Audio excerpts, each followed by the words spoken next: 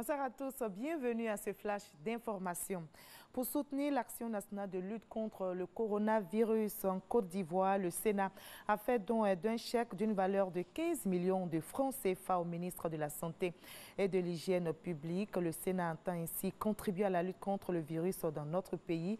La cérémonie de remise de dons s'est tenue à la permanence du Sénat ici à Abidjan.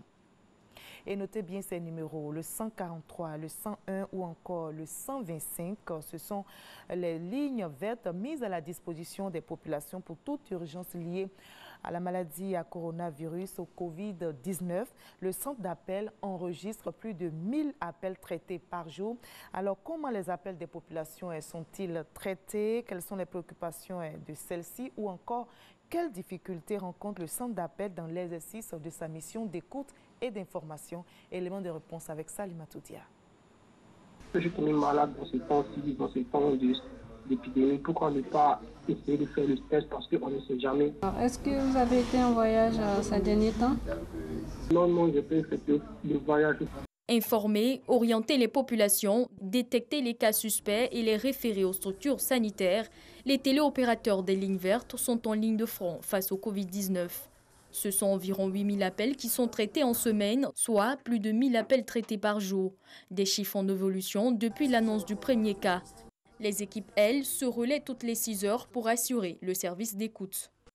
Est-ce que vous avez d'autres questions?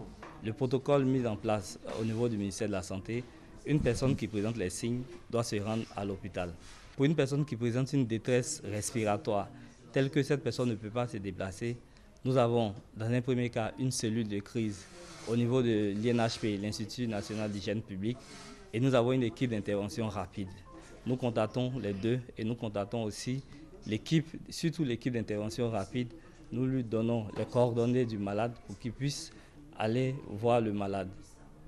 Dans le fonctionnement, les équipes font aussi face à quelques difficultés, notamment le souci de réseau. La ligne est vraiment surchargée. Vous voyez le nombre d'appels que nous recevons par jour. Ce n'est pas évident de pouvoir recevoir tout le monde à la fois. Donc, si nous avons des doléances, c'est de voir avec les opérateurs mobiles comment faire en sorte que cette ligne soit facilement accessible. C'est un projet d'augmenter l'effectif pour pouvoir répondre aux préoccupations des Ivoiriens. Des travaux d'extension du centre d'appel en cours pour accroître la capacité de travail des téléopérateurs avec plus de postes téléphoniques. Toutefois, ils devront continuer à gérer quelques cas d'indiscipline. Comment avez-vous connu? D'accord, monsieur. Si vous voulez payer des gants ou toute autre chose, vous devez vous rendre à la pharmacie ou au marché. Mais hier, on a allé à la pharmacie, on dit que on dit qu'il y a pour du feu, le dossier là vient derrière. D'accord, monsieur. Vous avez toute la journée pour acheter des gants. D'accord? Le couvre-feu, il est de 21h à 5h. Ouais, 21h à 5h. Exactement. Mais moi, hier, on a attrapé mon grand frère. Des situations délicates qu'ils rencontrent au quotidien sur leur ligne, mais qui n'entravent pas leur volonté de lutter contre la maladie. 143, 125, 101, ce sont les lignes vertes gratuites mises à la disposition des populations pour toute urgence. Du côté de la police nationale, on se mobilise aussi pour faire barrage à la maladie du coronavirus Covid-19. La police, justement, vient de bénéficier d'un important lot de kits de protection pour continuer la lutte contre la pandémie. Ce lot composé de gel hydroalcoolique, de gants et autres pulvérisateurs a été remis par le ministre de la Sécurité et de la Protection civile, Vagondo Diomandi.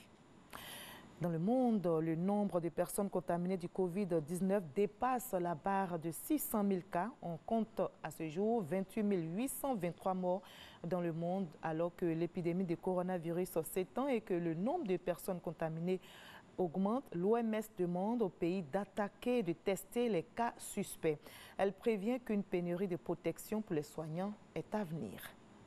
Bonne nouvelle, en revanche, en provenance de la Chine. Après 2 mois de confinement, la ville de Wuhan, berceau du coronavirus, tente de tourner la page. Elle s'est progressivement rouverte au monde extérieur ce samedi après plus de 2 mois d'isolement quasi total. La réouverture n'est cependant que partielle. Les habitants devront encore patienter jusqu'au 8 avril prochain pour pouvoir quitter Wuhan, date à laquelle rouvriront également les aéroports de la ville. Et dans l'autre sens, les nouveaux arrivants sont passés au peigne fin, prise de température, contrôle d'identité et questions sur les précédents déplacements.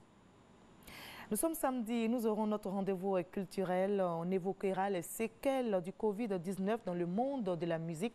Le coronavirus, vous le savez, a emporté 2 géants de la musique africaine, Manu Dibango et Orlus Mabele. Notre invité ce soir sera l'artiste ivoirien Diabo Steck, professeur de l'histoire de la musique ivoirienne et africaine contemporaine. À tout à l'heure.